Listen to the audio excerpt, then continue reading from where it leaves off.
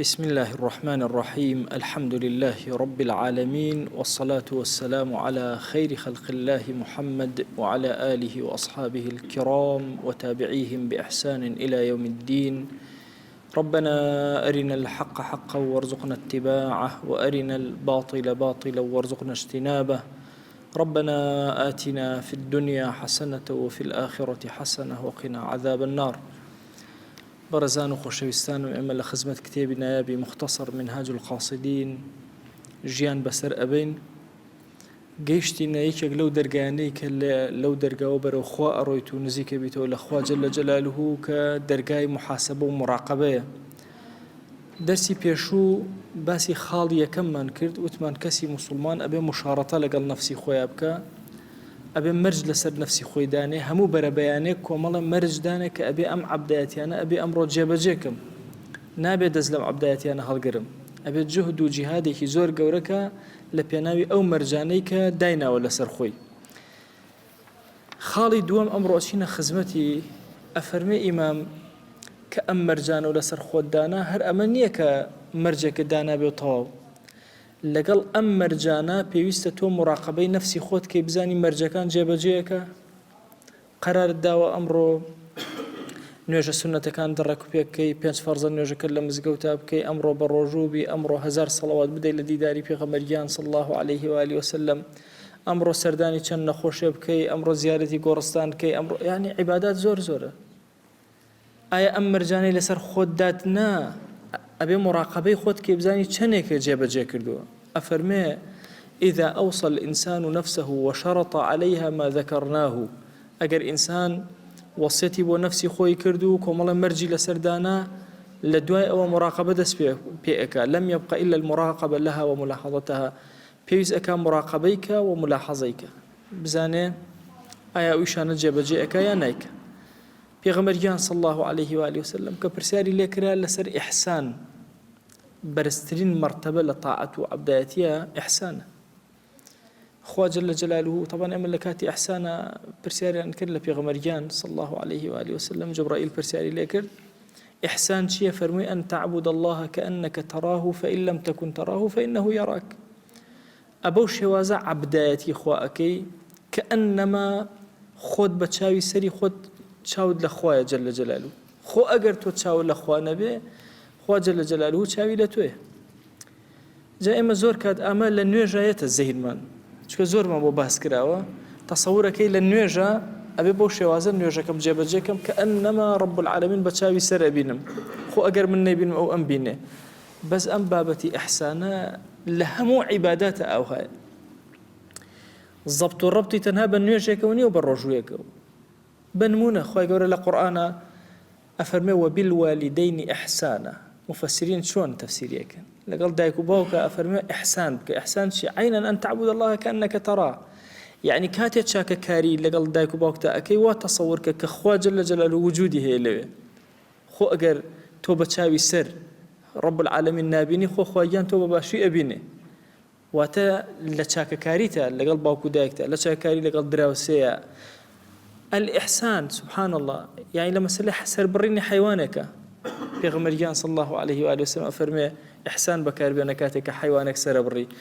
شفرەکە تیشکە، چەقۆکە تیشکە، بە سەریعیش بهێنە بە گەردنیا بۆ ئیسراحەتکە، زوو کۆتایی پێ بێ و ئازارەکانی نەمێنێ. تەسەوور کە یعنی لەو کاتە کە تۆ ئاژەڵەکە سەرە بڕی ئەبێ هەستی ئەوەت دەلا دروست بێ کە ئەن الله یەڕاک، خوا جەل جەلالوه چاوی لە توێ، خۆ تۆ چاوت لێ نەبێ ئەو چاوی لە توێ. چۆن عیبادەتەکە جێبەجێیەکەی؟ لە هەموو کارێکە ئەبەو شێوازەیە. ئەفەرمێ ئەم فەرمایشتەی پێغەمبەریان صلی الله عليه وآله وسلم ئەیەوێ استحضاری عەظەمەتی خوامان بۆ بکە، یعنی هەموو کاتێ عەظەمەتی خوا لە پێش چاومان وێت لە کاتی عیباداتە، هەموو جۆرە عیبادەتەکان شعور بە عەظەمەتی خواکەین، هەز بە عەظەمەت و گەورەی خواکەین لەو مەجلیسە. سەوە ئێمە دانانیشتوین لە خزمەتی عیلمە ئەبێ بۆ کەیفیەتە دابنیشین. ئەوە کۆڕی ذیکرە کە ئەنەما بە چاوی سەر هەموومان چاومان لە رب العالمینە، خۆ ئەگەر ئەم چاوی ئێمە نەیبینێ رب العالمین لەگەڵمانە و چاوی لێمانە. بۆیە مەسئلەی مراقەبە ئەو حضورەیە هەمیشە هەسکەی کە لەگەڵ خوایە ژیان بەسەر ئەبێ، ئەنیسی تۆ رب العالمین. ئەمە واد لێ ئەکا کە هەستکەی بە مراقبەی خوا و ئەو شەرتانەی لەسەر خۆت دادناوە هەمویان جێبەجێکی سوێنت خواردو ئەمڕۆ ئەو گوناهانە ناکەم سوێنت خواردو ئەم هەموو چاکەیە ئەەکەم مەرج ئەبێ هەموو بەیانی لەسەر خۆت دانی و ئەبێ بە تەواوی ڕۆژەکە تۆ مراقبەی نفسی خۆت بکەیت. ئەفەرمێ ئیمامی شیبیلی چوە لای ئەبی حەسەنی نووری ئەفەرمێ بینی لە سووسێکە دانیشتووە هیچ جوڵە و حەرەکەیەک ناکە ذیکر و یادی خوا ئەکە یەک حەرەکە و جوڵەش ناکە ئەڵێ شیبیلی سەری سوڕما فەرمووی چۆن ئەوە حاڵێکی وات بەسرە هاتووە یەک جوڵە و حەرەکە ناکەی ئەفەرمێ ئەبی حەسەن وتی واللهی ئەم مراقبە و سکوونەی کە ئێستا هەستی پێ ئەەکەی هیچ جوڵە و حەرەکەیە ناکەم حتا نیەت نێنم تا بڕیار نەدەم لەبەر خاتی خوا بێ ئینجا ئەجوڵم واللهی ئەمە لە پشیلەیەکەوە فێر بووم هەموو جارێ ئەهاتە سەر بەردێک کاتێک کە ئەوی زڕاوکە شتێکی ئەبینی مووەکانیشی نەئەجوڵان مووەکان وا خۆی بێدەنگە کرد هادی ئەکرد هەتا ئەو کاتێ فرسەت بێنە پەلامار بدات جوڵەیەک و حەرەکەیەک و سەکەنەیەکی نەئەکرد ئەلێرە هەستم کرد بەوەی کە من پێویست ئەکە هیچ جوڵە و حەرەکەیەک نەکەم هەتاوەکو نیەتی خێر نێنم دەی ئەبێ ئینسان لە دوو کاتە زۆر ئاگای لە مراقبەی خوا بێ پێش ئەوەی کردەوەکە دەست پێ بکەی ئاگەر لە مراقبەی خوا بێ دوای ئەوەی کە دەست پێ کرد لە ناو کردەوەکە تا ئاگاد لێ بێ مراقبەی خوا بەسەر سەرتەوە ئەگەر نمونە بە نوێژ بێنمەوە پێش ئەوەی نوێژەکە دەست پێ بکەیت و نیەت بێنی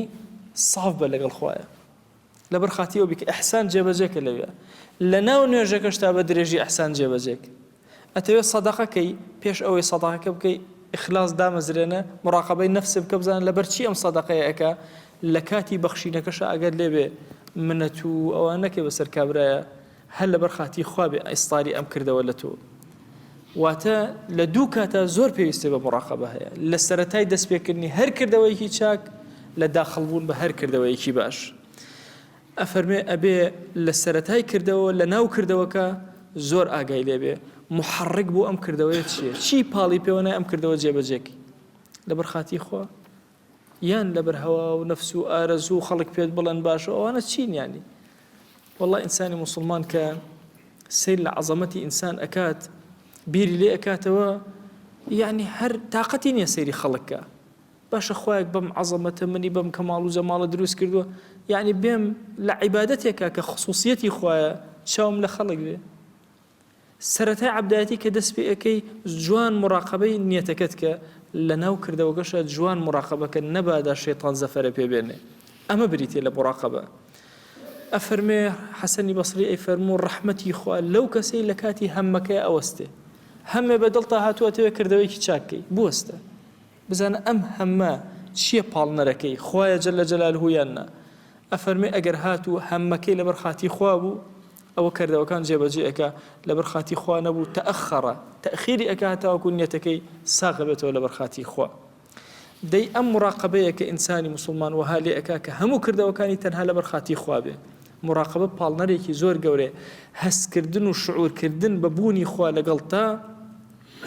وەسێرکردنی خوا بۆ تۆ وات لێ ئەکا هەمیشە نیەتەکەت ساغ بێ لەبەر خاتی خوا بێ جەلە جەلالو ئەفەرمێ ئینسان لە کاتی مەعسیەتی شەهر ئەبێ مراقبەی خوا جەلە جەلالو لەسەر سەری بێ کە گوناهی کردووە یەکسەر تەوبە پەشیمانی گەڕانەوە وازهێنان لەو گوناهە ئیقلاع هەڵکەندنی ئەو گوناهە لە ناخە هەموو ئەمانە ئەو شتانن کەوا مراقبە واد لێ ئەکا لەگەڵ مەعسیەتە بۆ شێوازە مامەڵەکەی لە مباحە طبعاًەوە لە عیباداتە زانیمان کە نیەت لە ئەوڵەوە لە ناوەڕاستیشە ئاگال لێبێ لە عسیانە ئەسیان لە دەستت دەرچوە کردوتە ئەبێ لە ناخی خۆتە هەڵی کێشی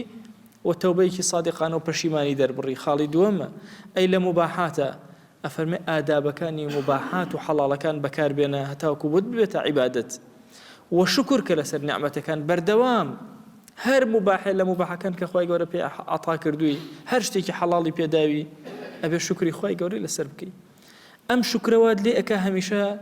تۆ پەیوەندیت لەگەڵ خوایە بەهێز بێ و هەستکەی لەوەی کە جۆرێک لە مراقبە و ئونس لەگەڵ رب العالمین ئەپەیەکی ئەفەرمێ هیچ نیعمەتێک نییە ئیلا ئەبێ شکری لەسەرکەی هیچ بەڵایەکیش نییە ڕزگارت بێ ئیلا ئەبێ سەبری لەسەرگری و ئەمەش ئەکاتە مراقبە ئینسانی موسڵمان هەموو حیاتی لە بینی دووشتە یا شکری خوا ئەکا یا سەبر ئەگرێ نعمەتی پێدا شکری خوا ئەکا بەڵای ڕوتێکرد سەبر ئەگرێ هەموو حیاتی ئەم دوانێ لە هەردوو ئەم دوانەشە کەسی ئیماندار زۆر ئارامانە مامەڵە ئەکە لەم دوو خاڵە و هەموو کاتەکانی ئەم دوو خاڵە بریتێ لە مراقبە چونکە کە شکر ئەکا ئەزانێ ئەم شتە هی خۆیە پەیوەندی لەگەڵ خۆیان دروستەکە کە ئارام ئەگرێ هەر لەبەر خاتی خۆ ئارام ئەگرێ لەسەر مصیبەت و بەڵاو ناڕەحەتیەکانی و ئەجر و پاداشتی لەسەر وەرەگرێ ئەفەرمێکێ لە حکمەتەکانی ئالی داوود بریتی بوو لەوەی ئەیان فەرموو حەقە لەسەر هەموو کەسێکی عاقڵ کە سەعاتەکانی خۆی بزانێت چۆن دابەشەکە سەعاتێ بەس مناجاتی خوا بکە واتە کاتێکی تەرخان کردێەوە مناجاتی خوا کاتێکی تەرخان کردێەوە بۆ محاسبەی نەفسی خۆی حسابی لەگەڵا بکە کاتێکی بۆ براکانی سرف کردبێ لە خزمەتیان ئەدا بنیشێتەوە عیبەکانی خۆی پێ بڵێنەوە و ئەگەر هەڵەوکەم کوڕێکی بێ بۆی ڕاستکەنەوە بە سادیق و ڕاستگۆیانە سەعاتێکیش بۆ خۆی و بۆ چێژەکان و بۆ دنیا لەگەڵ دنیای خۆیان خەریک بێ واتە کاتەکانی خۆی کردوتە چوار بەشەوە ئەفەرمێ ئەم ساعەتەی کە بۆ کاتەکانی خۆی سرف کردووە ئەم ساعەتەیە ئیتر مەشغوڵ ئەبێ بە مەطعەم و مەشرەب و لیباس و نازانم هەموو کارەکانی خۆی خەو و هەمووی لەو ساعەت و لەو کاتە جێبەجێ ئەکە کەوا بوو هیچ کردەوەیەک نییە لە ئەفضل ئەنواعی کردەوەکان ئەتوانێت لەو کاتانە جێبەجێک فەرموو ئەتوانێت خواردن بخوا ئەمە کاتە کاتی خۆیەتی ئەتوانێت بی کاتە عیبادەت ذکری لەسەرکە شکری لەسەرکە فکری لەسەرکە هەر شتێک لەم بابەتە ئیمام ئەیە پێمان بڵێ چۆن بۆ ژیانتان کار جێبەجێ ئەکەن یاسادانە ئیدارەدانن و ئیدارە وەختی ئەو کاتانەتان کە هاتانە لە ژیانتانە هەر یەکێک لە ئێمە سیستەمی داناوە هەموو جارە لە زانکۆ بە تەڵەبەکانم ئەوت ئەموو ملەتی کورد سیستەم بۆ شتەکانی خۆی دانانێ بۆ کاتی خۆی بەڵام لە چەند شتێکە سیستەمی تایبەتی خۆی هەیە لێلا نادا مەسەن لە خەو قەت لە سیستەمی خەوی خۆی لا نادا لە خواردن لا نادا بەیانی نیوەڕۆ ئێوار هەر ئەبێ لە خواردنەکەی خۆی بخوات جاری واشەیە برسیشنی هەر ئەیخوا بە حاڵ ئینزارێکی مائیدە بۆی هەر ئەیخوا لە ماناس بزان چۆن نظامی بۆ خۆی داناوە مەزبوط لێلا نادا وەختی خۆی فەقێ بووین هەموو جارێکە ئیمتیحانمان نەبوو زۆر سەعیمانە کە نەئەخەوتی دواتر تێر بۆی ئەخەوتی دۆستێکمان هەبوو دکتۆر حەسەنەوەی بابەوە خەو ئەگەڕنەوەی خەو گێڕانەوەی نیە ڕاستێک کرد خەو گێڕانەوەی نییە خەو کوا گێڕانەوەی یعنی تۆ خەوەکەت ڕۆشت ئێمە سبحان الله ئەها لەوە سیستەممان دانەوە لێلا نادێن بەس بەخوا کەسی مسلمانە بێ سیستەم بۆ عەبدایەتی دانێ با کاتێکە هەبێ ئیللا مناجاتی خواکەی دوعاکە بپارڕێرەوە بلاڵێرەوە یعنی عولەما ئەفەرمون لە کاتێکە ئیتر مصیبەتەکان هەمووی هێرشیان هێنا دەستمانە بەر بۆ دووشت یەکەم زەردەخەنە پێەکەین بڕێ پێەکەین بۆی هادێ بینەوە دووەم دوعامانە کرد تەواو بەس ئەم دوانە ئەبێ سەعاتێکە بێ مناجاتی خۆیتیەکە ئەبێ سەعاتێکیش هەبێ تۆ سەعاتەکە محاسبەی خۆتکەی کاتێکت دانابێ من خەریکی چیم لەم ژیانە خۆم ژیانە هەر ئەمە نییە بەیانی کەمەوە نان بخۆ نیوەڕۆ بکەرەوە ئادەی ئێوارە بکەرەوە شۆ بکەرەوە بەیانی بکەرەوە سل لە نوێ خۆژیان هەر ئەمە نییە ئەبێ یاسا هەبێ بۆ ئەم ژیانە ئەبێ بزانم چیم کردووە بزانم ئەمڕۆ چیم کرد دوێنێ چیم کرد بە تەمام چی بکەم لە ئایندا ئەم بەرنامە ڕێژێ بە مراقبە ئەکرێ بۆ ئەکرێ کەسی ئیماندار مراقبەی کاتەکانی خۆی کردوێ ئەبێ هەندێک کاتم هەبێ هەندێک دۆستی زۆر تایبەت هەمیشە یەکتر بیرخێنەوە لەسەر ئەم بابەتە ڕۆحیانە بە تایبەتی ئەمە واجبێکی گەورەی سەرشانمانە هەمومان یەکتر یادخەینەوە بەخوا یعنی جیاوازی ئێمە لەگەڵ ئاژەڵەکانە ئەمەیە ئاژەڵەکان یەکولونە و یەتەمەتەعونە و یەنامون ئەخۆن و ڕائەبوێرن و ئەخۆنەوە و ئەخەونەوە یعنی هیچی تریان نییە بەرنامەیەکی نییە ژیانی تکرار ئەبێتەوە کورە کەسی مسلمان بە حیاتی ژیانی تکرار نابێتەوە هەموو ڕۆژێ بێ کاری نوێی کردبێ شتی نوێی کردبێ ئیشی نوێی کردبێ لە مەشارێعی نوێ بەشداری کردبێ چۆن لە کار و کەسابەتە ئینسان ئەگەر کار و کەسابەتەکەی خەلەی کتابی ئەیگۆڕێ بەخوا لە تاعەتیشە ئەوها ئەبێ ئینسان هەموو ڕۆژێ بەسەر خۆیان بڕواتەوە بزانە من خەریکی چیم یانی کاتەکانم بەچیەوە سەرفەکەم بەچیەوە ئەکوژم دۆستێک ئەومەوەسە وەڵای خەوە بینم هەموو شەوێک خەوە بینم بە مشکەوە مشکی ڕەش و سپی ئەکوژم هەر خەریکم ئەیان کوژم هەر خەریکم ئەیان کوژم تۆ زانی تعبیرەکەی چییە کاتەکانی خۆتە کوژی مشکی ڕەش شەوەکانتەوە مشکی سپی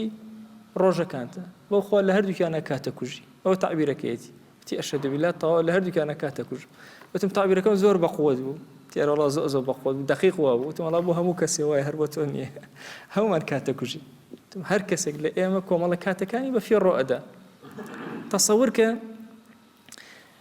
هەر یەکێک لە ئێمە پێویستی بە مراقبەی ڕەب العالەمین پێویستی بە یاسایە داینایە بۆ تاعەت و عەبدایەتی لەگەڵ براکانە لەگەڵ دۆستەکانە ڕۆ ساعتێکە لە حیات ساعتێکیش و کاتێکیش ساعت مەبەسی لە یەک ساعت نییە ینی کاتێکیشم هەیە بۆ ئیسراحەتی خۆم بۆ ژیانی خۆم ینی کەسی ئیماندار بەڕاستی نابێ بێ بەرنامە بێ لە حیاتیە بە تایبەتی بێ بەرنامە لە تاعاتە نابێشتیوە ینی هەندێک جار گەنج ئەبینم ئەڵێ مامۆستا باشە ئەی من چی بکەم ئەڵێم یعنی چی بکەم ئەم ئیسلامە عەزیمە هەموو شتێکی کردو بە کەتەلۆگ هەموو بەرنامەت هەیە دۆستێکم ئەویست خۆی زەعیف بکە ڕەجیمێکە هەموو جار ڕەجیمێک کردو لە پڕ قەڵەوە بوو ئەرێکاکە بۆ قەڵەوە بێ وەڵا ئەخر مامۆستا واز دەی ڕەجیمەکە یانم ئەچمەوە سەر